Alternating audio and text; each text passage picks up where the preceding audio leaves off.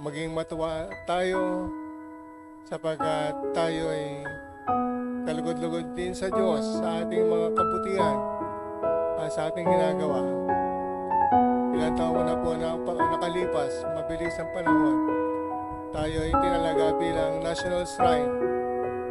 Bilang isang National Shrine, sinasabi na ang mga taga-Ubando ay dapat matuwa sapagkat bihira ang mayroong ganitong katayuan sa ating simbahan. Dito sa ating diocese, ilan lamang yung nakatalagang National Shrine. At isa dito ang ating parokya.